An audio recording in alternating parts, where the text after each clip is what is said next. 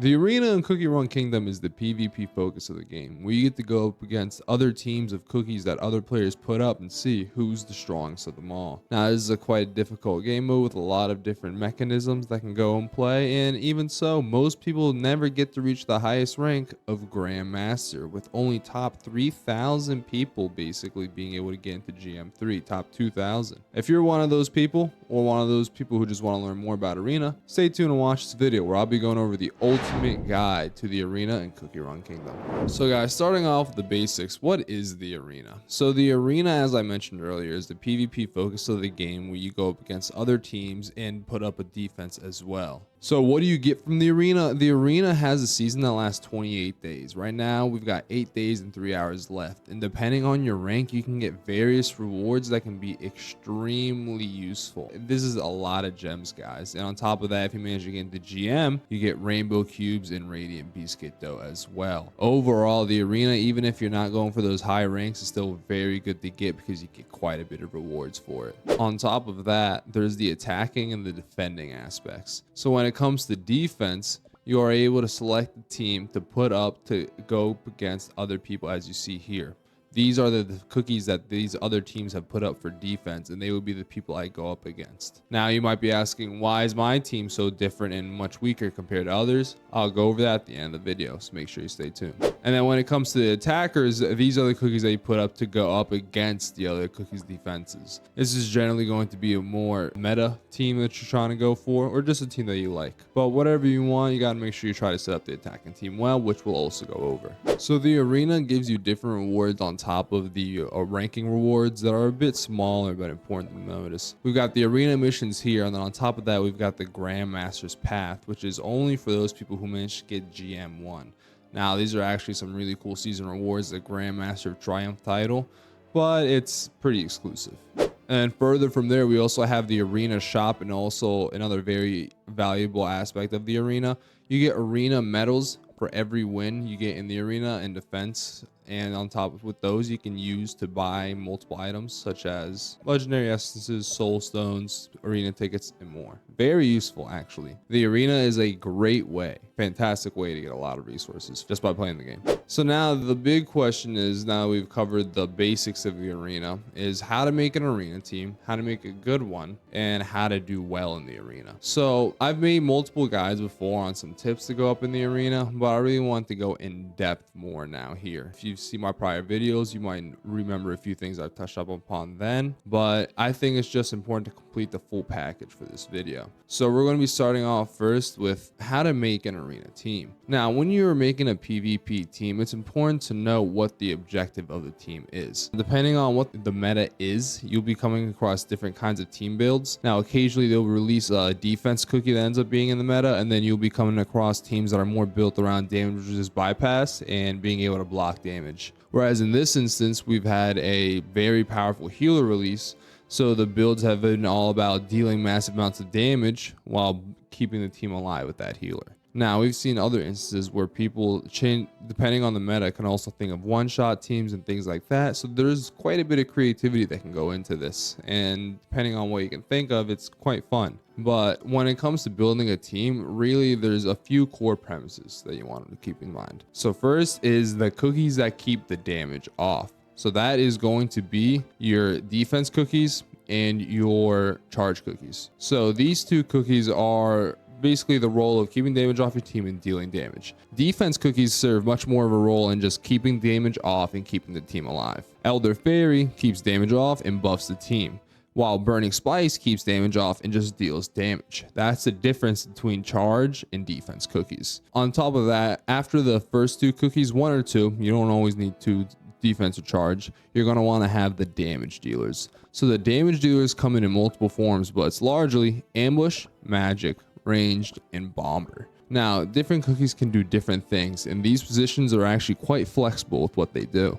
For example, while Stardust is an ambush cookie, he plays a completely different role to Rebel Cookie, who's also an ambush cookie. Rebel's actually a frontliner. He's one of my favorite cookies, but he's more of a PvE guy or a one-shot team guy, but he's difficult to use in the Arena. But to the point, when it comes to building the damage dealers, you really want to focus on what that cookie's capable of and if it has any synergy with other cookies. So right now, this build setup right here, there's not much synergy really, except these cookies just deal a lot of damage. And Pure Vanilla manages to keep them alive, and Elder Fairy and Burning Spice keeps some damage off, while Burning Spice does a lot of damage. So that's just how the current meta is looking. Whereas if they were to release a cookie that could easily mitigate this damage somehow, the meta would shift massively out of this. But for the time being, this is what it's looking like. So when it comes to the damage dealing cookies, you need to keep in mind what other cookies are in the arena. Or, you know, even if you just want to make a team around cookies you like, you know, think about the cookies you like, and think about how you can, you know, make a good team with them. You know what I mean? Let's say if you like a prune juice cookie, you would be able to make a team built around their poison damage. If you like black lemonade cookie, you can make a team built around electricity damage. You know,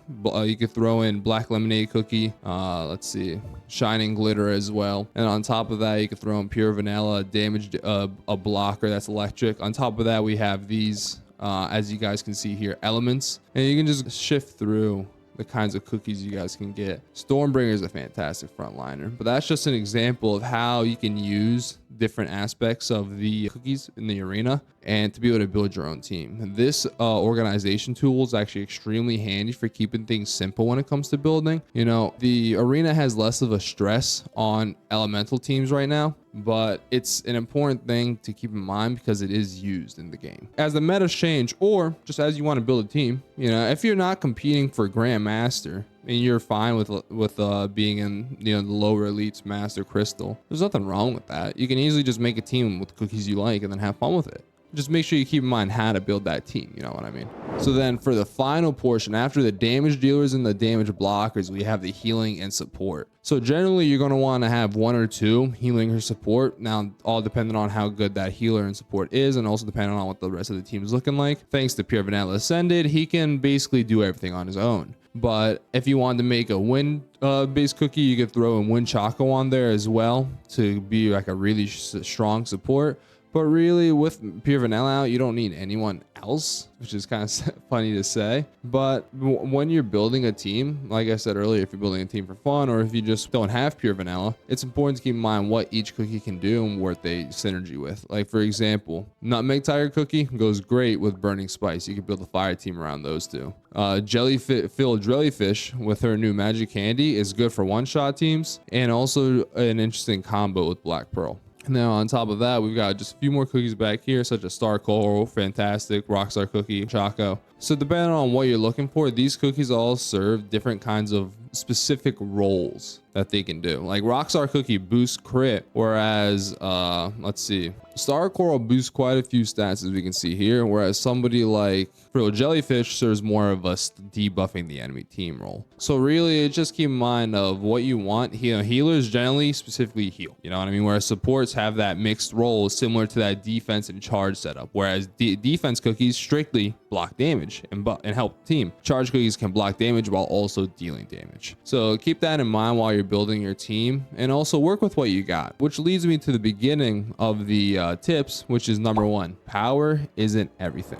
So when a lot of people are building their team, they'll be really focused on what cookies have the highest power. Now let me just go over for an example right here. I've got Pure Vanilla here, and if we go into his details, we can see that he has 389,000 power. But if we look at Mystic Flower, we can see that she does 464,000 power. So off bat, you'd be thinking Mystic Flower is stronger, she has higher power, and you should use her instead. But you'd be wrong. Now, because there's a few things that go into building these cookies, building these teams, and I go over the toppings and biscuits and their own respective guides. The toppings guide and the biscuits guides, which you can see on my profile if you're interested. But as I go into in those videos, basically the power is a nice level to keep in mind, but biscuits, toppings, and other things can change the power depending on what they are. Attack and cooldown give you the highest power boost, whereas other things, such as what Pure Vanilla is covered by, which is almond, it doesn't give you as much power. But the thing is, Pure Vanilla is far more useful than Mystic Flower with this setup, and just because he's an amazing healer. point blank. So it's important to keep in mind when you're building these teams, power isn't everything. If you've got a cookie that you really like, or if you've got a cookie you want to use, or a cookie that's meta and they've got lower power than, you know, espresso cookie with their magic candy, don't feel pressure to use espresso cookie or whatever cookie is on the receiving end of that higher power, because generally power, while a good indicator to keep in mind, especially while you're getting used to the game, isn't something that you can fully rely on when it comes to team building. So then tip number 2 for building a good arena team. So building a good arena team is really just dependent on getting your cookies strong and boosting them up. So tip number 2 is going to be taking advantage of the small boosts. So I've gone over this in a few other videos, but it's something that I really just want to stress and keep in mind to you guys, is the laboratory, the relics, the statue of heroic radiance, and guild boosts. Those 4 things all stack. And those 4 things can play a very big part in building your cookie strength. So now let's look at this. Here in the laboratory, we've got a boost for HP, we've got a boost for defense, we've got a boost for attack, we've got a boost for that all once again as well, and even crit damage. And then if we go into the statue of heroic radiance, at the statue of heroic radiance, we then have attack, defense, HP. On top of that, some nice boosts for the kingdom, but that's 8.6, 7.2, and 7.69. And then we go over here. Oh my God, I just dragged them into the ocean. And then if we go over here into the landmarks, guys, this is by far the easiest way to boost up your cookies. Cookies damage is just plus 15%. We go over to the sleeping jelly line. All cookies attack plus 10%. Guys, these boosts are massive. Massive, and you don't even have to spend star jellies or skill powders to get these to build up your cookies. And then on top of that, if we go into the guild buffs, we can see another more cookies attack. This is just from the guild level. Attack 9.7, defense 15.6, and HP 15.2. And then we go down here and look at this, more defense, more attack, a bunch of stuff for cookie alliance and guild check-ins, more cookies HP, cookie alliance. Guys, it's huge. Really, these small boosts can make your cookies so much stronger, and it's not even like you're wasting resources. Being in a guild helps you so much. Getting the relics just helps you so. It costs gems initially, but then it just costs a few aurora items to upgrade. Helps you massively. The lab just costs production items. And the statue of heroic radiance will be the most annoying one to upgrade due to the cost of the aurora items and the crystals. It is the least effective of the 4 of them, but it's still useful to have. If you get to a point where you have a surplus of those radiant crystals, definitely upgrade the statue. Guys, so then number 3 for climbing up the arena is using your resources wisely. Now, this is going to tie into tip number 4, but essentially what I mean by reusing your resources wisely is you're gonna have limited skill powder, limited star jellies, and just limited abilities to upgrade your cookies, make them more powerful, and also be able to build around them with topping pieces and more biscuit powder. So when you upgrade your cookies, you want to upgrade 2 things: the cookies you like and the cookies you think that are going to be useful to you in the arena or in the game in general. Now, for example, you know, this is a game it's meant to be have fun with. So if you want to upgrade donut jelly cookie, or you know, maybe you think camellia cookie is very interesting, or Madeline cookie, or mint choco, go for it. You know what I mean? They have fun with the game. I upgraded the crap out of Space Donut because I think he's extremely cute. Oh my, so cute. But the point being is you want to focus on those 2. The resources you gain in the game really don't come too often. Now, you might have quite a bit of them once you first start the game, or once you get to the end point of the game. But even at the point where I am, I'm not high in star jellies. As you guys can see here, they just upgrade the levels to 90, which makes it quite difficult for me to push my cookies all up to 90 just as I got up. But point being is that the resources, for the most part, are never going to be in too much surplus. So you want to make sure you use them smart.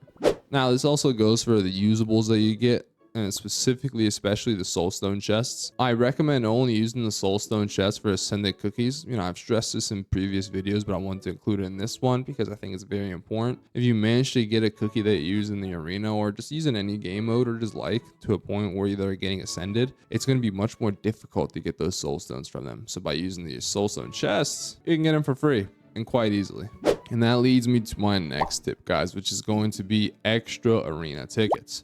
So really, you can't climb in the arena if you're not battling in the arena, and you're not going to be able to climb far in the arena without having enough tickets. So I wanted to show you guys in the Rainbow Shell Gallery. This is my favorite way of getting the tickets, but there's multiple that I also take advantage of. So in the Rainbow Shell Gallery, occasionally you'll be able to get 50 arena tickets for 2,000 rainbow shells, which is really, really useful because that's not really that much of an amount. And also because 50 battles is a game changer in the arena.